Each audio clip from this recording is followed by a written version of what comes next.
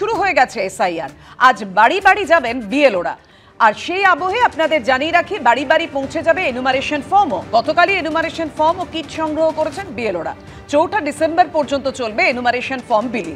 ফর্মে লিখতে হবে জন্ম তারিখ, আধার নম্বর, মোবাইল নম্বর, অভিভাবকের নাম এবং এপিক নম্বর। এনুমারেশন পর্ব মিটলে খসড়া ভোটার তালিকা প্রকাশ হবে। 9 ডিসেম্বর খসড়া ভোটার তালিকা প্রকাশ। খসড়া তালিকা নিয়ে যদি আপত্তি থাকে 9 ডিসেম্বর থেকে 8 জানুয়ারির মধ্যে জানানো যাবে। হিয়ারিং ও ভেরিফিকেশন চলবে 9 ডিসেম্বর থেকে 31 জানুয়ারি পর্যন্ত।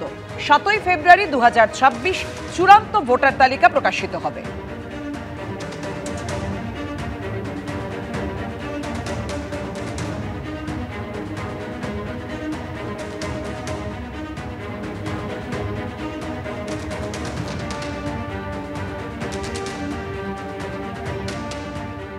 যেমনটা আপনাদের জানাচ্ছিলাম, আজ থেকেই বাড়ি বাড়ি পৌঁছে যাবেন বিএলওরা। এনুমারেশন ফর্ম বিতরণ যে প্রক্রিয়া, সেই প্রক্রিয়াও আজ থেকেই শুরু হয়ে যাবে। গতকালই সেই ফর্ম তারা সংগ্রহ করেছেন।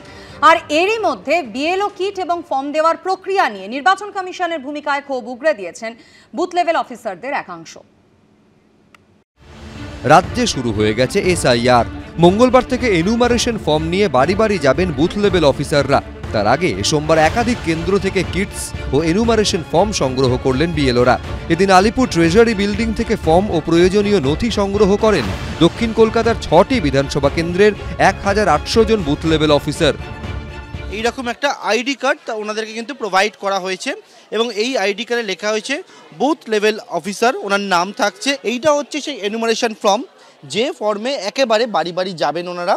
যেমন সেই ফর্মে তার ওনার জন্ম তারিখ, আধার নম্বর, মোবাইল নম্বর, পিতা বা অভিভাবকের নাম, মায়ের নাম, এপিক নম্বর, এই সমস্ত বিষয়টাই থাকছে। যে বাড়িতে কেউ থাকবে না, ধরুন সেই বাড়িতে আপনারা 3 বার যাবেন। হ্যাঁ, 3 বার যেতে বলা হয়েছে এবং তারপরেও যদি না পাওয়া যায় তখন আমাদেরকে ওখানে লিখে রেখে আসতে হবে একেবারে যে পাওয়া যায়নি। যাদবপুর, কসবা, টালিগঞ্জ, মেটিয়াবুরুজ, বেহালা পূর্ব ও বেহালা পশ্চিম। এদিন আলিপুর ট্রেজারি বিল্ডিং থেকে এই 6টি বিধানসভা কেন্দ্রের বিএলও কিটস ও এনুমারেশন ফর্ম বিলি করা হয়। এদিন যেসব বিল্ডিং থেকে উত্তর কলকাতার একাধিক বিধানসভা কেন্দ্র চৌরঙ্গি, এন্টালি, বেলেঘাটা, জোড়াসাঁকো, শ্যামপুকুর, মানিকতলা, কাশীপুর, বেলগাছিয়ার দায়িত্বপ্রাপ্ত বিএলওদের কিটস ও এনুমারেশন ফর্ম দেওয়া হয়। করতে তো হবে, এটা ইলেকশন কমিশনের কাজ, ডিউটি যখন এসেছে করতে হবে। ফর্ম নিতে গিয়ে একাধিক সমস্যার সম্মুখীন হতে হয় বলে অভিযোগ বিএলওদের একাংশের। বিএলওরা রয়েছেন এবং একাধিক এখানে ফর্ম রয়েছে, কিন্তু বিএলওরা অভিযোগ করছেন আনঅর্গানাইজড ওয়েতে কিন্তু করা হচ্ছে। কারণ বিএলওদেরই বলা হচ্ছে যে তারাই যাতে এই ফর্মগুলো বেছে নেন। আমাদেরকে আসতে বলা হয়েছিল 12টার মধ্যে। কালকে আমাদেরকে মেসেজ করা হয়েছিল যে কালকে আপনারা এসে নিয়ে যান। তখন বেলা 1টায় মেসেজ করা হয়েছে, বলছে আপনারা 4টের মধ্যে এসে নিয়ে যান। তো সেটা সম্ভব না। তো তারপর বলা হলো আপনারা আজকে 12টার মধ্যে এসে ফর্ম নিয়ে যান।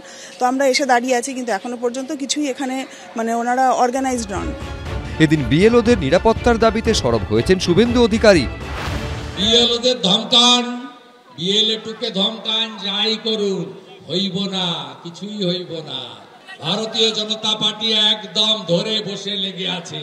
এই মুহূর্তে ইলেকশন কমিশন অফিস দিল্লিতে ত্রিপুরার প্রাক্তন মুখ্যমন্ত্রী বিপ্লব দেব, আমাদের national IT incharge Amit Malviya, আমাদের যিনি ইলেকশন কমিশন দেখেন ওম পাঠক, রাজ্য সভাপতি সাংসদ শ্রমিক ভট্টাচার্য আছেন। যে কথাটা বিএলওরা নিরাপত্তাহীনতায় ভুগছে, এগুলো রাজনৈতিক উদ্দেশ্য প্রণোদিত বিভ্রান্তি ছড়ানো। নির্বাচন কমিশনের হঠকারী সিদ্ধান্তে একটা সমস্যায় অনেকে পড়ছেন, কিন্তু এখানে এর সঙ্গে এরা নিরাপত্তাহীনতায় ভুগছে, ওটা অমুক, এই ধরনের কথাগুলো হচ্ছে একদম বিজেপির রাজনৈতিক উদ্দেশ্য প্রণোদিত।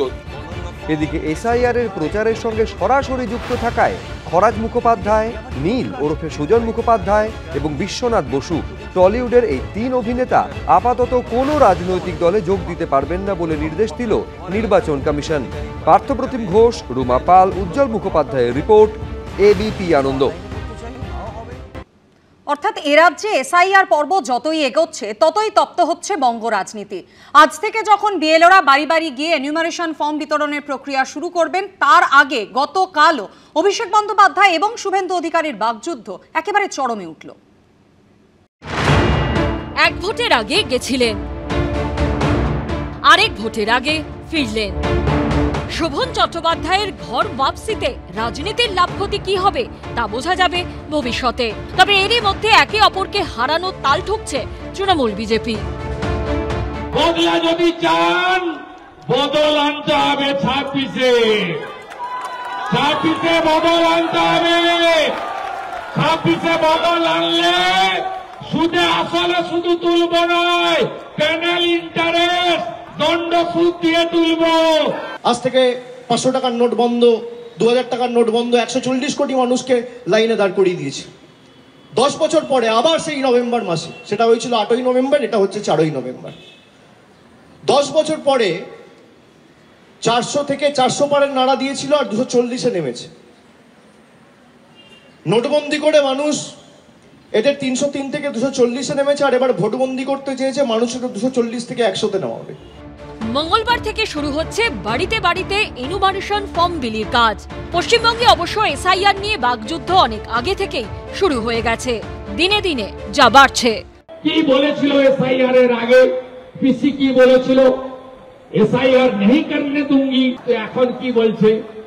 এখন বলছে বিএলওদের উপর নজর রাখতে হবে, বিএলএ-টু দিতে হবে, অর্থাৎ গিলে ফেলেছে এসআইআর। ভাইপো কি বলেছিল? অন্য যেখানে পারেন করে নেন, এসআইআর করতে দেব না, গাছে বাঁধবো, রক্ত গঙ্গা বইয়ে দেব, কত বড় বড় কথা, লম্বা লম্বা লেকচার। ভাইপো এখন কি বলছে? বলছে না, এসআইআর এ নজরদারি করুন, আর যদি প্রকৃত ভোটারের নাম বাদ যায় তাহলে আমরা দিল্লি যাব। কত লোক নিয়ে যাব? 1 লক্ষ লোক নিয়ে যাব। গতকাল একটা সাক্ষাৎকারে দেশের স্বরাষ্ট্রমন্ত্রী অমিত শাহ বলেছেন, যারা ভারতবর্ষে জন্মায়নি তাদের ভারতবর্ষে ভোটাধিকার বা ভোট দেওয়ার কোন অধিকার নেই। তাহলে বিজেপি নেতা লালকৃষ্ণ আদবানির ভোটাধিকার প্রয়োগ করার অধিকার নেই, তাহলে শান্তনু ঠাকুরের ভোটাধিকার প্রয়োগ করার অধিকার নেই। আমরা যেটা প্রথম দিন থেকে বলেছিলাম যে একজন যোগ্য ভোটারের নামও যদি ভোটার তালিকা থেকে বাদ যায়, তৃণমূল কংগ্রেস এই আন্দোলন দিল্লির বুকে নিয়ে যাবে। ফের একবার বিজেপির সঙ্গে নির্বাচন কমিশনের সখ্যতার অভিযোগ তুলেছেন অভিষেক বন্দ্যোপাধ্যায়। বিশেষ করে বিজেপির কিছু নেতা তারা হুমকি দিচ্ছে যে বিএলওদের অ্যারেস্ট করা হবে। আমরা তার এগেনস্টে কমপ্লেনও করেছি। ইলেকশন কমিশন যদিও কোনো ব্যবস্থা নেয়নি, ইলেকশন কমিশনে তো গেরুয়াকরণ হয়ে গেছে। আমি সেই জন্যই ভারতের দেশের জাতীয় নির্বাচন কমিশনকে বিজেপির সহচরী সংস্থা বলি। বিজেপির ক্লোজ অ্যাসোসিয়েট, তারা বিজেপির কথায় অঙ্গুলি হেলনে চলে। পাল্টা কাকদ্বীপের সভা থেকে বাংলাদেশি অনুপ্রবেশকারী ইস্যুতে সরব হয়েছেন শুভেন্দু অধিকারী। বাংলাদেশের রোগ এই বাংলাতে ঢুকছে কেন? কেন ঢুকছে? এই কারণে, কারণ এরা জানে যে পুলিশ আমাদের কেশাগ্র স্পর্শ করবে না, কারণ আমরা মমতা ব্যানার্জির সলিড ভোট ব্যাংক। শাসক হোক বা বিরোধী, বিধানসভার ভোটের আগে দুপক্ষেরই যে অন্যতম ইস্যু হতে পারে এসআইআর, তা বলাই বাহুল্য। কৃষ্ণেন্দু অধিকারী ও উজ্জ্বল মুখোপাধ্যায়ের রিপোর্ট, এবিপি আনন্দ।